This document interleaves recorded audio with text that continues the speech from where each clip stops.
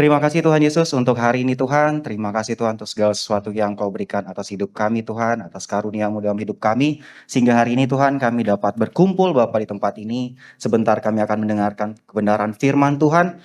Biarlah Tuhan Yesus kebenaran itu Tuhan masuk ke hati kami Tuhan Yesus dapat bertumbuh Bapa. 30 kali lipat menghasilkan buah, 60 kali lipat, bahkan 100 kali lipat dan buahnya tetap. Terima kasih Tuhan Yesus untuk hari ini. Kami memulai hanya di dalam nama Tuhan Yesus kami berdoa dan mengucap syukur. Amin. Oke, selamat pagi sekali lagi untuk semuanya teman-teman. Wah, ada orang tua murid di sini. Selamat pagi Kak Surya.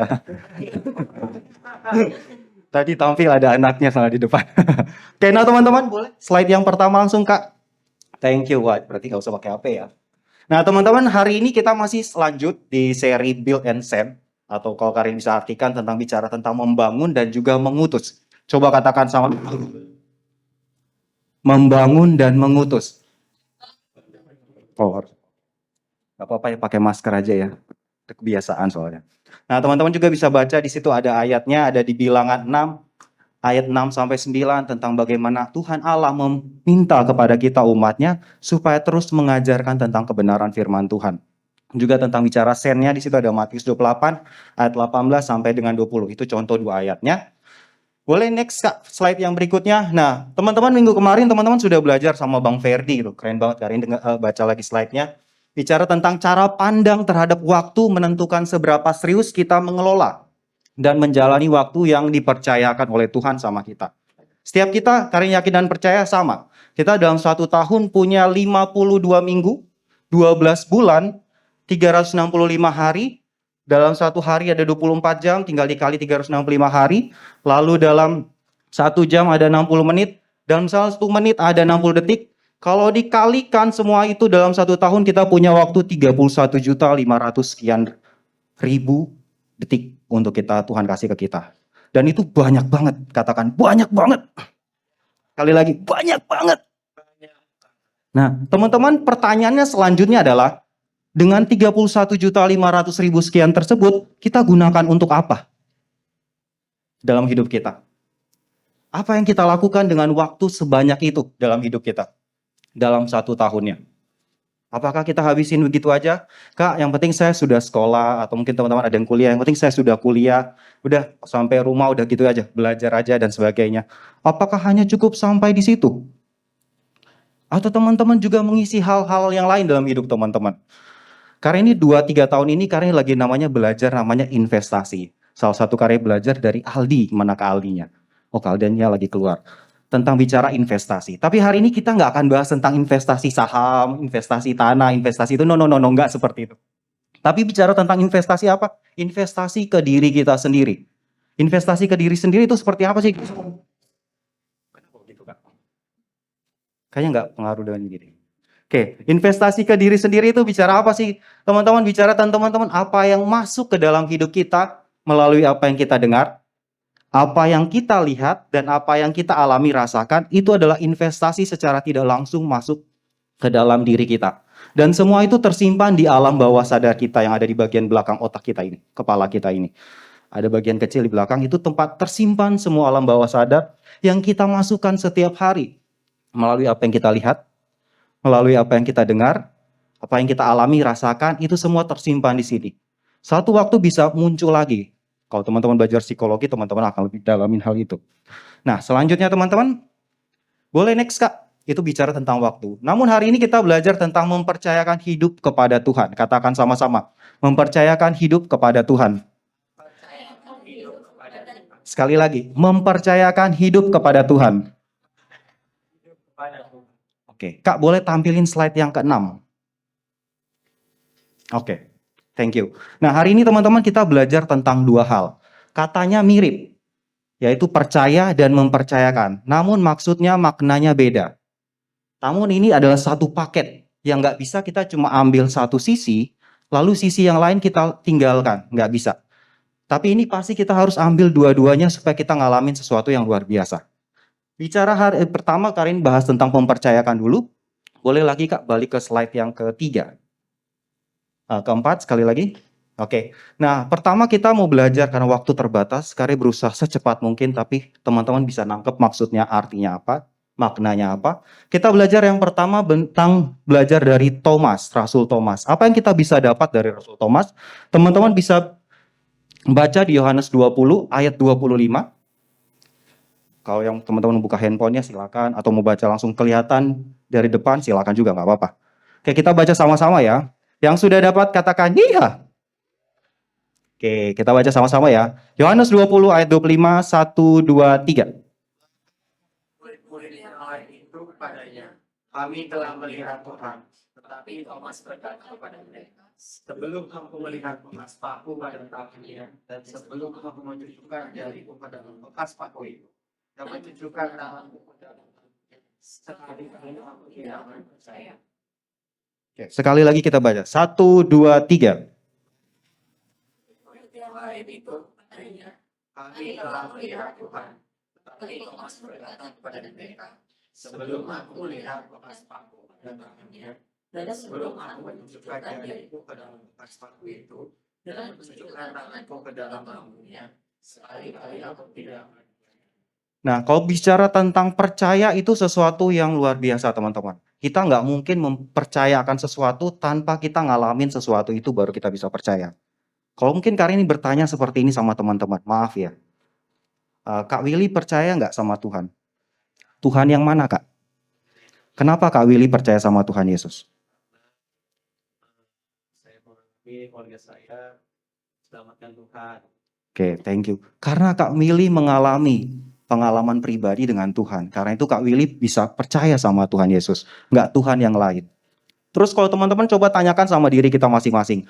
Hari-hari ini kita percaya sama Tuhan itu kenapa sih? Kenapa hari-hari ini saya percaya sama Tuhan? Apa karena papa mama saya Kristen? Akhirnya saya lahir Kristen juga. Lalu saya percaya sama Tuhan? Apakah seperti itu? Oh Kak, hari Minggu kan saya ke gereja. Berarti saya percaya sama Tuhan Yesus. Oh Kak, bukan cuma itu Kak, saya juga komsel Kak. Kurang apa Kak? Pemuritan saya Kak, bahkan mungkin pemuritan saya lebih dari 1 orang gitu Kak. 2, 3 pemurid saya Kak. Apakah hal itu membuat kita percaya sama Tuhan Yesus? Itu salah satu. Tapi itu bukan yang pentingnya, bukan yang essence-nya.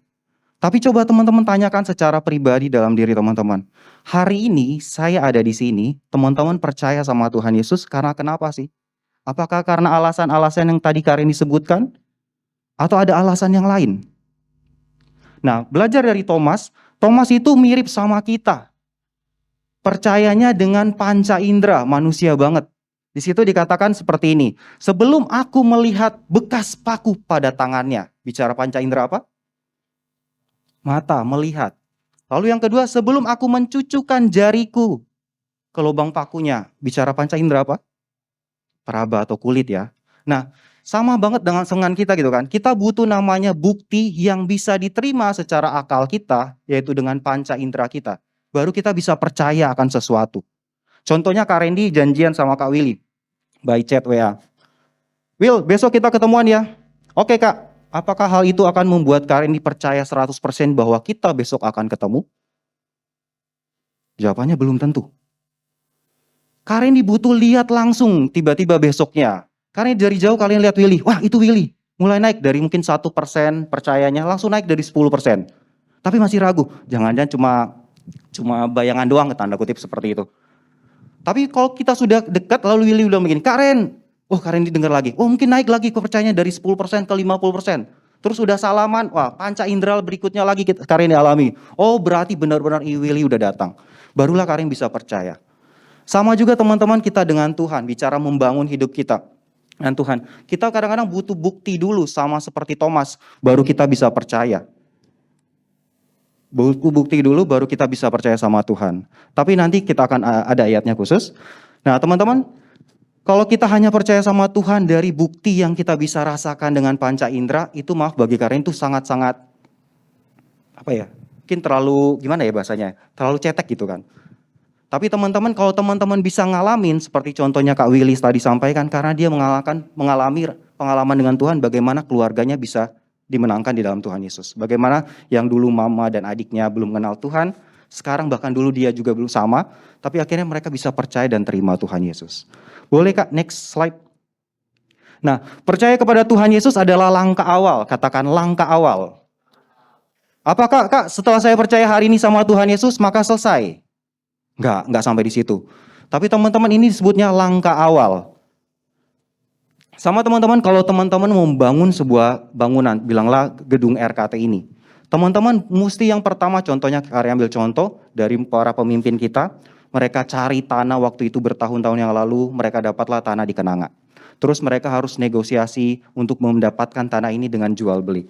Mereka harus juga tanda kutip pemimpin ngumpulin uang, tanda bukan mereka ngumpulin, maksudnya mereka yang manajemen gitu kan, supaya agar terkumpul dana agar bisa bangun gereja ini. Terus saat mulai bangun pun ada namanya bangunan pertama adalah bicara pondasi. Nah, bicara kepercayaan itu sama teman-teman bicara pondasi hidup kita di dalam Tuhan Yesus. Kalau pondasi teman-teman mungkin contohnya kalau bangun RKT ini 4 lantai, bilanglah 4 lantai karena lantai 3 itu harusnya bisa jadi 2 lantai. 4 lantai. Minimal kalau dalam bangun rumah biasa ya teman-teman yang Karin pernah diajarin, kalau untuk bangun 1 lantai itu minimal ada setengah meter pondasinya di dalam tanah. Lebih bagus lagi kalau 1 meter, biar lebih tahan gempa sampai sekian skala Richter. Terus kalau seandainya 1,5 meter itu bisa menampung 2 tingkat bangunan itu. Maka semakin dalam pondasinya, pasaknya bahasanya, maka akan semakin kuat untuk bangunan itu agar tetap berdiri. Sama teman-teman dengan kita hari-hari ini. Hari-hari ini teman-teman percaya sama Tuhan karena apa? Apa karena alasan-alasan yang tadi Karin bilang, papa mama saya Kristen. Kenapa itu? Papa mama saya Kristen, mungkin ini dimatiin kali Kak. Udah ya. Papa mama saya Kristen, saya setiap hari minggu gereja, saya komsel, saya pemuritan, saya ini dan sebagainya. Sehingga akhirnya saya percaya sama Tuhan Yesus. Itu benar. Sebagiannya seperti itu benar. Namun teman-teman lebih daripada itu teman-teman temukan secara pribadi. Kalau Kak Willy tadi sudah menemukan. Karena dia mengalami pengalaman dengan Tuhan. Dalam Yakobus 2 ayat 19 berkata seperti ini. Engkau percaya bahwa hanya ada satu Allah saja. Itu baik kata firman Tuhan. Tetapi setan-setan pun juga percaya akan hal itu. Dan yang menariknya setan-setan gemetar. Menarik dari ayat ini dikatakan kalau manusia percaya sama Allah. Setan pun percaya. Tapi menariknya saat setan percaya, tapi setan ada responnya. Yaitu mereka gemetar sama Allah. Kalau teman-teman baca ini berulang-ulang coba nangkep maksudnya teman-teman akan dapat. Tapi kenapa di situ nggak dikatakan manusia percaya lalu manusia sujud dan menyembah Allah, atau manusia tiba-tiba yang berdosa dengar hal ini lalu tiba-tiba Tuhan saya minta maaf lalu berbalik kepada Tuhan. Kenapa tidak dituliskan di situ ada ayatnya yang melanjutkan pada respon daripada manusia. Saat manusia percaya bahwa Allah itu satu, lalu ada responnya gitu. Cuma dikatakan itu baik. Hanya sampai di situ. Tapi setan di situ dikatakan mereka juga percaya, tapi mereka punya respon yaitu gemetar, takut sama Allah. Karena mereka mengenal Dia. Nah, bagaimana dengan hidup kita hari-hari ini? Saat kita percaya sama Tuhan, apa respon-respon kita dalam hidup ini? Apakah ya Kak, saya hidupnya ya sama seperti teman-teman saya sebagian di sekolah ya begitu. Yang penting selesai Kak. Pagi ke sekolah, siang pulang, mungkin ada les lagi tambahan dan sampai rumah begitu. Setiap hari Kak gitu, hari Minggu ke gereja dan sebegitu. Hanya seperti berputar di situ terus. Apakah hanya sampai di titik situ saja? Next lagi Kak. Tanpa langkah pertama ini teman-teman kita nggak akan pernah ke step yang berikutnya, ke langkah yang kedua, bicara tentang percaya sama Tuhan. Boleh Kak next? Nah ini yang tadi. Apakah kita percaya sama Tuhan?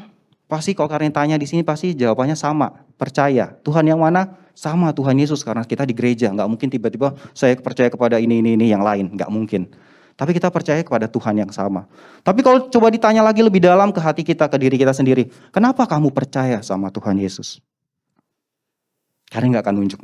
Kenapa kamu percaya sama Tuhan Yesus? Apa karena alasan-alasan yang tadi kalian sebutkan? Atau ada alasan pribadi yang sama seperti Kak Willy tadi sampaikan? Karena dia mengalami namanya firman itu, Tuhan itu hidup sendiri. Lalu next lagi Kak, bicara percaya itu bicara mengakui dengan mulut kita, percaya di hati, mengakui dengan mulut kita. Bahwa yakin bahwa sesuatu memang benar atau nyata. Lalu bicara mempercayakan, menyerahkan, katakan menyerahkan. Nah step yang kedua ini saat teman-teman kita percaya, karena secara pribadi, personal dengan Tuhan. Maka next yang kedua adalah bicara, tenang Kak, Karin pakai timer kok. Bicara yang kedua adalah menyerahkan. Teman-teman bicara menyerahkan ini, teman-teman nggak tiba-tiba begitu aja selesai. No. Tapi bicara menyerahkan ini adalah step yang kedua yang sulit. Kemarin beberapa waktu lalu kalian pemuritan sama beberapa anak, 3 anak. Kalian coba tanya tentang menyerahkan dan jawabannya hampir mirip-mirip semua. Semuanya agak susah. Oke, next lagi Kak. Karena waktu dasar kita percaya kepada Yesus Kristus, next lagi. Nah, menurut Google ada seperti ini. Yang ketiga ekstrim tuh, kalau teman-teman bisa baca. Misalnya kalau kita percaya kepada Allah yang sewenang-wenang dikatakan. Itu kata Google ya, bukan kata Karendi ya. Hidup Kristiani kita adalah untuk usaha untuk taat secara terpaksa. Wah, kepada kehendaknya. Mungkin dan sebelumnya Karen nggak tambahin itu. Yang agak mendekati adalah yang keempat kalau teman-teman bisa baca. Next lagi Kak. Nah, Ibrani 11 ayat 1 bicara tentang dasar dari iman kita. Iman adalah dasar dari segala sesuatu yang kita harapkan dan bukti dari segala sesuatu yang tidak kita lihat. Teman-teman, iman adalah dasar dari segala sesuatu yang kita harapkan dan bukti dari segala sesuatu yang tidak kita lihat. Tanpa panca indera manusiawi, jasmani tubuh, kita bisa percaya sama Tuhan karena ada iman. Tuhan memilih kita, bukan kita yang memilih Dia. Karena yakin dan percaya setiap kita yang ada di ruangan ini. Dan banyak saudara-saudara kita yang belum mengenal Tuhan yang lain. Mungkin secara KTP Kristen. Bahasa orang timur Kristen. Mereka juga percaya. Cuma sekedar sampai percaya tanda kutip stop. Tapi hidupnya teman-teman tahu sendiri seperti apa. Teman-teman, bicara iman adalah dasar apa yang kita harapkan. Dan adalah bukti tanpa panca indera di dalamnya. Next lagi Kak. Nah, berikutnya step yang kedua bicara tentang sebentar. Iman membuat saya percaya akan perlindungan Tuhan dan menyertai hidup saya. Nah, beberapa tahun yang lalu, Karin sempat ditabrak mobil saat bawa motor. Ditabrak mobil, herannya mobil itu kan di Depok 2, kejadiannya di dekat Jalan Merdeka kalau nggak salah. Jadi mobil angkot itu dia lagi balik arah. Dan Karin ngebut dari sebelah kanannya untuk nyalip dia gitu kan. Tiba-tiba dia belok, bang! Motor yang Karin awalnya berdiri langsung miring. Tapi puji Tuhan nggak jatuh. Tapi Karin dengar suara jeritan dari dalam mobil itu, ibu-ibu, karena suara perempuan terdengar jelas. Karin kaget, itu kenapa ya? Tapi Karin udah miring banget, tanda kutip, Karin udah miring banget, tiba-tiba berdiri lagi gitu. Terus bawa motor Karin, wah keren banget itu. Itu pengalaman Karin luar biasa. Harusnya mobilnya lagi muter balik cepat karena kosong jalurnya. Angkotnya cepat-cepat muter. Tapi ternyata malah Karin ditabrak. Setelah ditabrak Karin jalan aja lurus, Karin berasa kayak nggak terjadi sesuatu sama Karin. Tapi Karin ingat, oh Tuhan, terima kasih gitu kan. Sesuatu yang luar biasa saya alami. Lalu pernah juga tahun 2000, berapa ya Karin lupa. Kelas 1 SMA, hampir kosan Karin kebakaran. Karena waktu itu masih zaman minyak tanah. Lagi masak air. Karena waktu itu mau mandi atau sudah selesai mandi, Karin lupa. Terus Karin tuang, karena lihat minyak tanahnya udah mau habis, Karin tuang dengan minyak tanah lagi. Minyak apinya dari atas yang masih hidup turun ke bawah. Karin langsung mundur, kaget. Tiba-tiba pengen lari, satu sisi bilang gini, udah lari aja daripada lu mati, konyol katanya gitu. Tapi satu sisi lagi karena Karin pegang handuk, bilang gini, udah cemplungin ke ember yang di depanmu, cemplungin ke airnya, lalu timpa kompor itu. Dengan segera Karin langsung timpa, apinya mati. Karin duduk, Tuhan, apa yang terjadi harusnya sama saya? Kalau Karin pilih kabur, mungkin Karin selamat. Tapi bukan cuma kosan itu yang kebakaran. Tahu di Beji, rumah nempel satu-satu semua. Itu bisa semua, mungkin bisa puluhan rumah kebakaran. Mungkin secara tubuh Karin bisa selamat. Tapi setelah itu Karin di penjara karena kelalaian. Masuk di bui buat apa? Terus minta pertanggungjawaban buat apa? Tapi puji Tuhan, Tuhan ingatkan. Yang Karin nggak tahu untuk harus ambil handuk karena dia tebel. Celupin di air lalu timpa ke kompornya supaya apinya mati. Karin nggak pernah diajarin. Barulah beberapa bulan kami ada di wali kota karena sekolah ada ke sana belajar pemadam kebakaran. Waktu masih di wali kota Depok. Barulah Karin dikasih tahu hal yang itu. Karin diem. Tuhan, saya sudah duluan ternyata dapat ini. Itu bicara pertolongan Tuhan karena mengalami sama Tuhan. Dan satu lagi kesaksian teman-teman. Karena pernah ditawarin waktu kelas 1 SMA dulu untuk pengen di kuliah. Mungkin Karin udah pernah cerita. Karin hanya mengulang aja sih teman-teman. Bagaimana Karin ditawarin, Randy nanti kamu saya kuliahin S1. Dia sebut merek lagi. Universitas yang terkenal di Depok, kalian tahu lah namanya apa. Kalau kamu pinter, kamu prestasi, S2 pun saya kuliahin. Semua kebutuhan kamu selesai. Saya cukupin semuanya. Dan yang menariknya lagi Kak, saya minta waktu lagi Kak. Dan yang menariknya lagi bukan cuma itu. Karena diem sambil senyum-senyum mendengar bapak itu kan. Karena dia teman mama Kak Randy. Terus anaknya datang dipanggil ke depan. Kak Randy langsung diem. Ya wajar lah ya laki-laki ya. Lihat perempuan seusia terus keluar gitu kan. Wah bahasanya cantik ya gitu ya. Kak Randy langsung diem. Wah Tuhan. Terus dia datang deketin Kak Randy. Ambil tangan Kak Randy lalu dia cium gitu. Ciumnya pakai bibir lagi. Kak Randy langsung diem. Langsung seperti, wah apakah ini tawaran yang menarik? Apakah Kak Randy akan pilih seperti itu? Jawabannya enggak. Karena jawabannya Kak Randy ke orang itu, Kak Randy cuma begini. Oh, cuma senyum aja ke orangnya. Kak Randy menolak secara halus. Tapi yang menarik teman-teman, hari ini Tuhan mulai menggenapi janjinya itu. Kalau dulu dunia pernah tawarin saya sampai S2 dibiayai. Hari ini Kak Randy lagi pendidikan untuk hal itu, S2. Dalam dunia pendidikan. Berharap Maret tahun depan sudah lulus. Udah wisuda, udah selesai. Nah itu janji Tuhan ke Kak Randy. Saat dunia menawarkan dan Kak Randy bisa nolak, Kak Randy menjaga diri Kak Randy. Supaya jangan terbawa. Jangan kehilangan Tuhan Yesus. Dan sekarang Tuhan Yesus menggenapi satu persatu hal itu dalam hidup Kak Randy. Next lagi Kak, mempercepat. Nah bicara mempercayakan teman-teman saat kita sudah step sampai percaya. Karena kita punya pengalaman sama Tuhan. Maka berikutnya bicara mempercayakan. Gak mudah bagi Kak Randy kasih handphone Kak Randy ke Kak Willy. Mungkin kalau cuma kasih doang, oke lah. Nilai kepercayaan mempercayakan 10%. Tapi kasih passwordnya dan semua yang ada di dalamnya, PIN M-Banking dan sebagainya, nggak akan mungkin. Apalagi nanti Kak Willy bilang gini, Kak semua yang sini saya lihat ya, wah di buku kotak-kotak. Kak isi saldonya saya transfer ke saya semua ya Kak, walaupun isinya kecil. Saya kuras semua ya Kak. Itu nggak mudah Tuhan, nggak mudah teman-teman, kita mempercayakan ke orang lain. Sama kurang lebih sama seperti kita mempercayakan sama hidup kita sama Tuhan.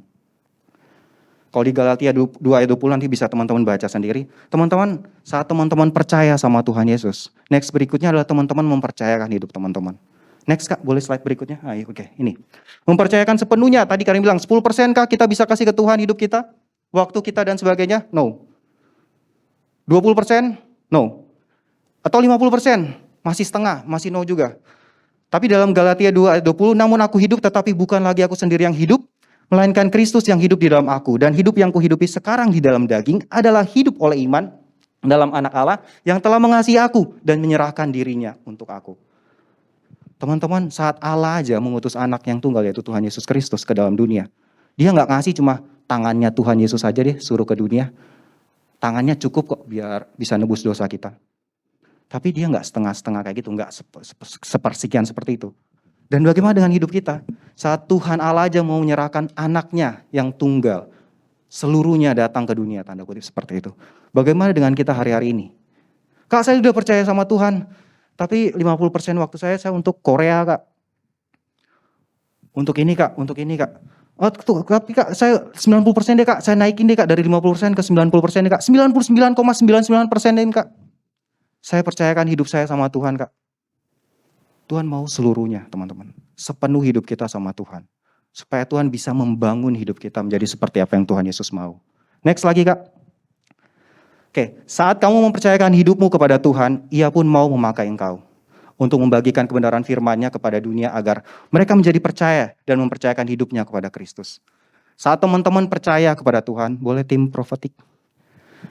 Saat teman-teman percaya sama Tuhan, lalu teman-teman belajar mempercayakan hidup teman-teman sama Tuhan. Tuhan juga mau teman-teman mengutus teman-teman kepada orang-orang di luar sana. Mungkin di keluarga teman-teman masih ada orang yang belum kenal Tuhan Yesus. Mungkin di sekolah teman-teman juga masih belum ada yang belum kenal Tuhan Yesus. Bahkan mungkin di tempat teman-teman kalau ada yang teman-teman bekerja, ada yang belum mengenal Tuhan Yesus.